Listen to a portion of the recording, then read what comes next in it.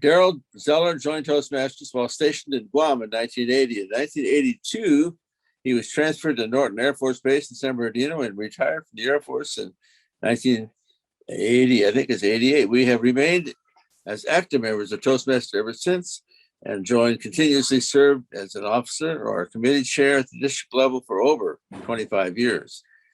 During this time, received many accolades from the district, including being the only person named Toastmaster of the Year for the entire district 3 times. 2001, got the honor to treat Toastmasters to California State Prison System.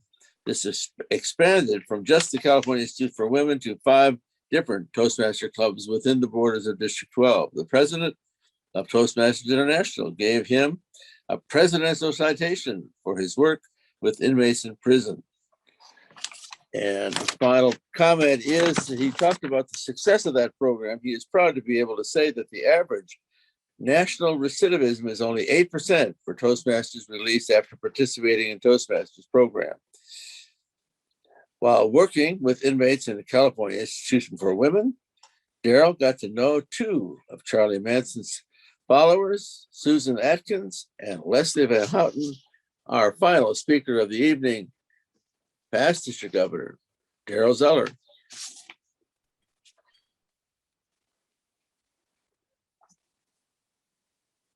Thank you for giving my speech for me.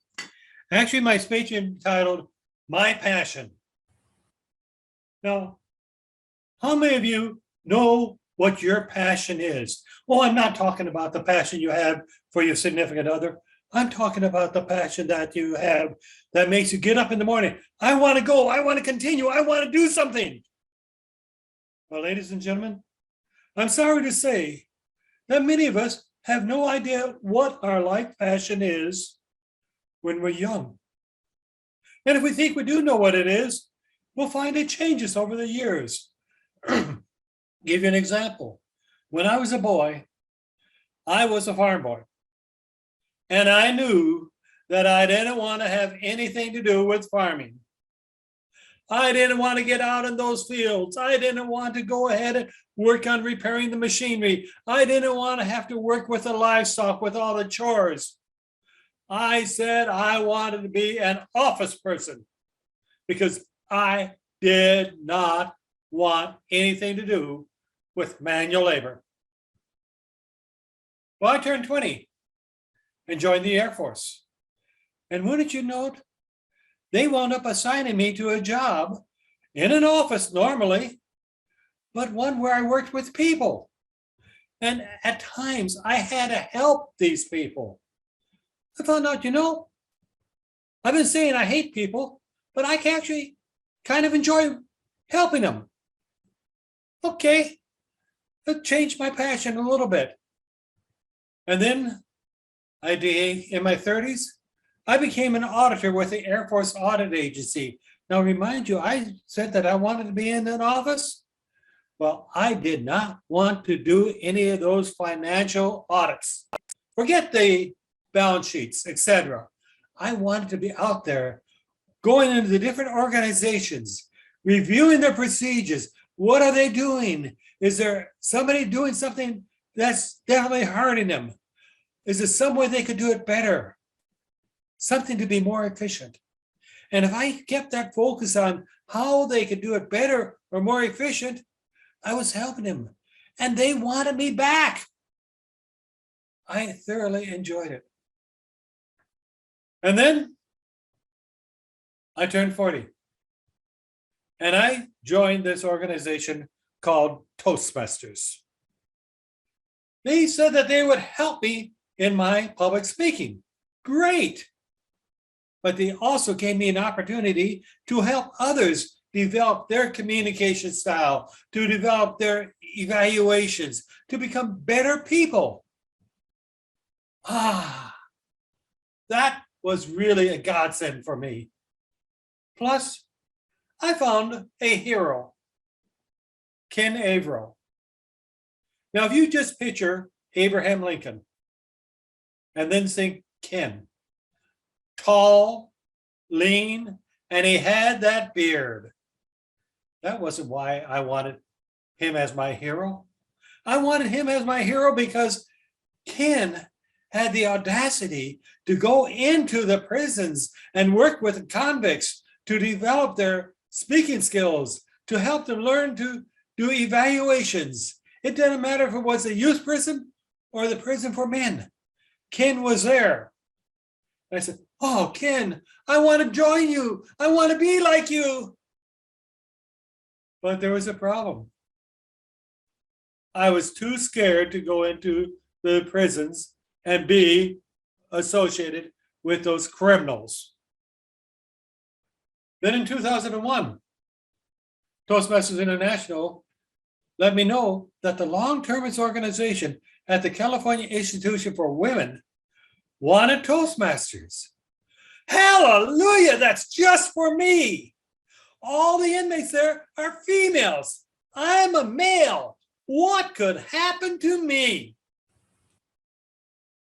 Okay, I admit a bit naive there. However, I went out there. One of the staff members, Scott, escorted me back there to the room, and there were 10 convicts in there. 2 of them were conducting a speechcraft for the 8 other ones. And every week, 4 or 5 of those women had to give a speech. And when Scott and I showed up, they said, oh, good, we have an outsider. He's an expert. He can evaluate all of our speeches.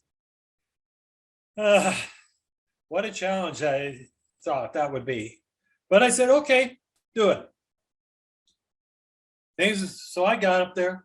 I sat down in the front row, and things were going along fine until Judy gets up.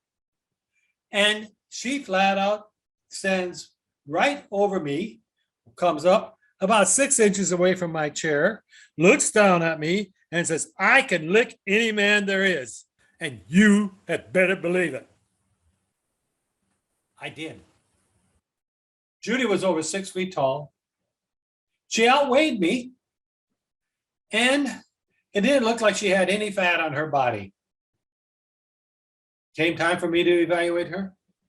I evaluated parts of her speech on how her delivery was, the projection, the enunciation, the organization, and I completely ignored that obvious challenge or threat that she had thrown out at the beginning of her speech.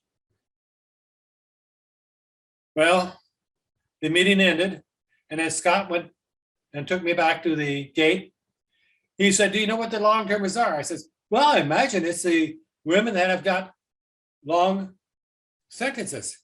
He says, yes, a minimum of 15 years. And 8 of those women in there are in there for murder. What could happen to me? Oh, well. The next week, I wasn't able to go back because I had a different commitment. But another week later, I went back, and as Scott and I were walking down the sidewalk to the educational building, we heard somebody shouting, he's back! The women thought that Judy had scared me away. Well, I stayed with that group, and they held that speechcraft, not for 8 weeks, but for 3 solid months. I don't know where they got the materials from, World Headquarters, or how they got them, but they got them.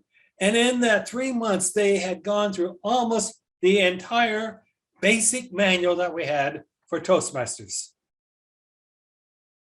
Okay.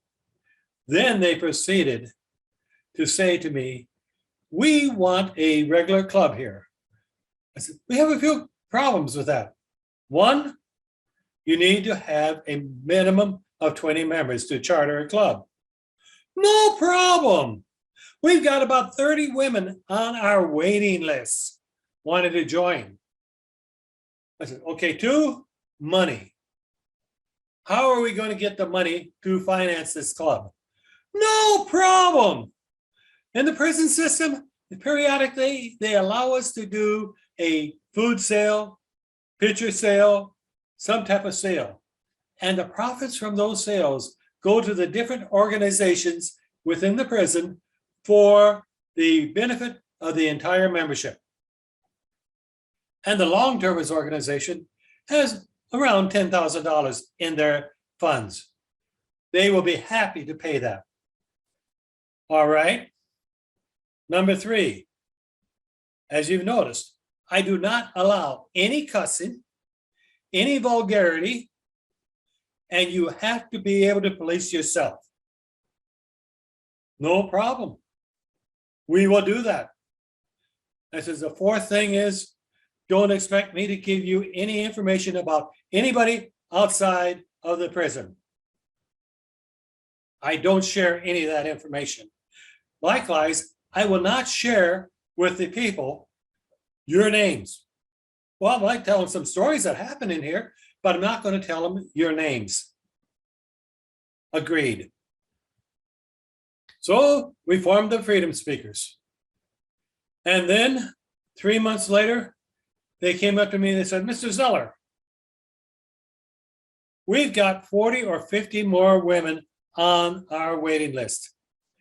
Can we form a second club?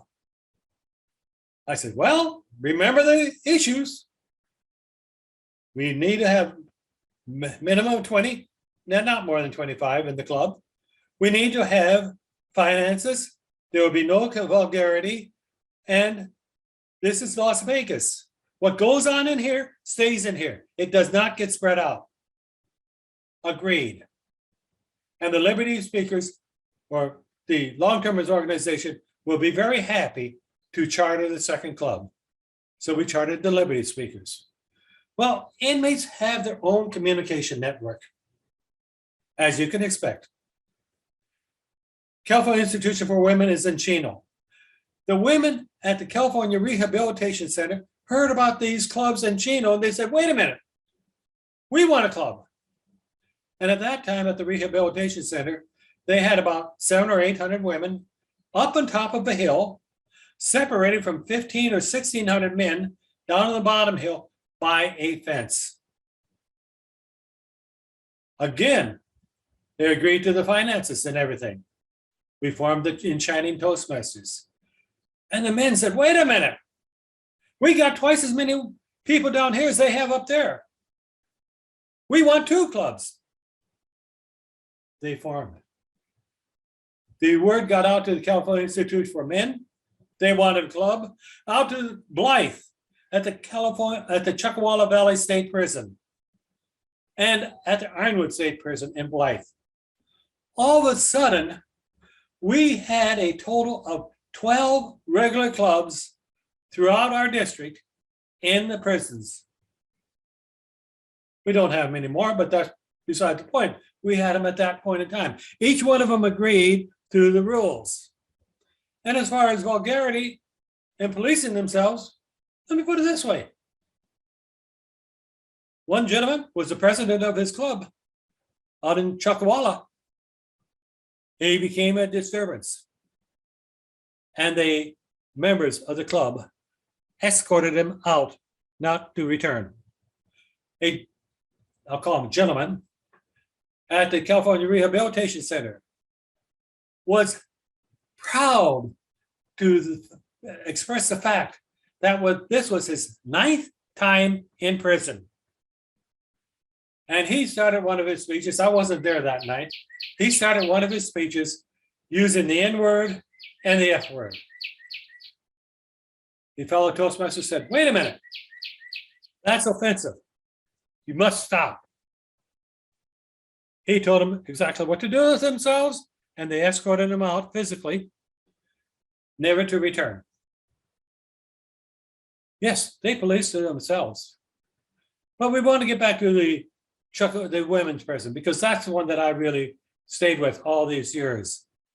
And on that prison, shortly about 2 or 3 years after they formed the first club, I happened to be at a Toastmaster function in which the warden, John Dovey, was being recognized. I happened to be telling about one of the women who came into the club. She was approximately 50 years old. She walked around, head down, shoulders slumped over. She knew she didn't have anything worthwhile in her life, and she was just waiting to die. After a few months in the club, she was out there walking around, head high, a bounce in her step and a smile on her face. One W looked at me and he said, "You're talking about Mary, aren't you?" "Yes, I am." Now, this is something that I really enjoyed to recognize, that the warden saw the difference in the people that we're working with. Now, I can tell you, it hasn't been all successes. In my 20 years of working with the inmates at the California Institution for Women, I've had one person who was released, went and came back. And the story goes that she was in the Toastmasters Club. She was so enthusiastic about it that when she got released, she found a Toastmasters Club out there in her community. She went to join it. And actually, she was still a guest. But after the meeting adjourned, the member said, "Come on with us. We're going to have a meeting after the meeting." And some of you may remember how important those things were. Well, she joined him. It was in a facility that they served adult beverages. Although she said no, she didn't want any beverage, that was a violation of her parole. She came back for 120 days. She served that 120 days, and I haven't seen her since. Haven't heard anything from her since. I've had other people, and Tom and Connie know this one. I met her at the California Rehabilitation Center. And when they closed down the Rehabilitation Center for Women, they moved her out to the Institution for Women. Shortly after she got there, she saw another one of the inmates choking to death. She quickly went and grabbed that woman, performed the Heimlich maneuver, saved that girl's life. Now, I'm just going to call her Louise. Louise said that she got 3 months off from her sentence for that simple fact. And I saw her, as well as Tom and Connie seeing her, at a Toastmaster function a couple of years later, where she's been out of jail. And she's doing great. She came into the Toastmasters, but she realized that I was also a member of that district, and consequently, she went to make sure she did not attend any additional Toastmasters functions where I would be present, for the simple reason, for me to associate with one of the inmates before they have been completely cleared of their Department of Corrections number is a felony. But I have heard that she did remain a definite, positive, great member of the organization, not of the organization, but of the society. I had another lady. She was a college graduate. She wanted to go to fire camp, and not as a firefighter, but she wanted to go there because they got 2 days credit for their service for every day they spent at fire camp. She went down to the fire camp, and she did such a good job down there that when she was released, they offered her a staff position at the California Department of Corrections and Rehabilitation. She turned it down. One of our other qualified speakers knows her. And I'll just put it this way. Mary has told me that this lady is definitely a positive influence in the neighborhood. What can I say? Toastmasters International decided a few years ago, is our program actually doing any good? So they picked out a committee to go out and do a survey 1 year.